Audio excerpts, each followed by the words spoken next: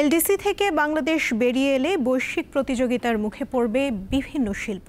কারণ অনেক পণ্যের কাঁচামালে থাকবে না মেধাস্বত্বের ছাড়। এর মধ্যে অন্যতম ওষুধ খাত। এই শিল্পের শতকরা ৮০% কাঁচামালই আমদানি করতে হয়। ওয়ালটন মাইক্রোওয়েভ ওভেনের খাবার গরম রাখে দীর্ঘ সময় ধরে। Walton microwave oven. স্বাধীনতার পর ধীরে ধীরে এগুতে শুরু করে দেশের ওষুধ শিল্প।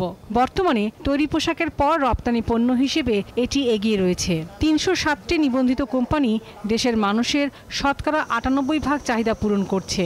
পাশাপাশি রপ্তানি হচ্ছে ইনহেলার, ইনজেকশন, ইনফিউশন এবং হরমোন ও ক্যান্সার চিকিৎসার বিভিন্ন উচ্চ প্রযুক্তির ওষুধ। কিন্তু সম্ভাবনার এই শিল্প প্রতিবন্ধকতার মুখে পড়ার আশঙ্কা রয়েছে। ২০২৬ সালে বাংলাদেশ এলডিসি থেকে বেরিয়ে এলে মেধাস্বত্বে ছাড় পাবে না। ফলে দেশের বাজারে ওষুধের দাম অনেক বেড়ে যাবে, এমনটাই বলছেন সংশ্লিষ্টরা।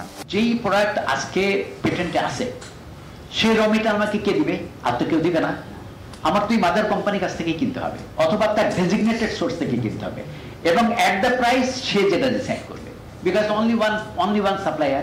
যখন আপনি গ্রাজুয়েশন হবে তখন আমরা কিভাবে এটাকে হ্যান্ডেল করব? Still we play in the reverse engineering. ওষুধ তৈরিতে প্রায় ৪০০ ধরনের কাঁচামাল প্রয়োজন। দেশে মাত্র ২১টি প্রতিষ্ঠান ৪১ ধরনের কাঁচামাল তৈরি করে। আর মেধাস্বত্ব ছাড়ের বাইরে আছে প্রায় ২০০ ধরনের মলিকিউল।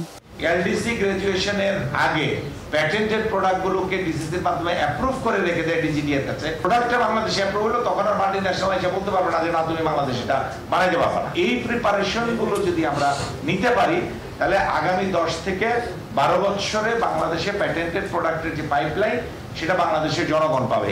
সমস্যার সমাধানে এখনই কাঁচামাল তৈরিতে গুরুত্ব দেয়া এবং মেধাস্বত্ব ছাড়ের বাইরে যেসব পণ্য আছে সেগুলোর নিবন্ধন করিয়ে রাখা প্রয়োজন বলে মত দেন ওষুধ শিল্পের এই দুই নেতা।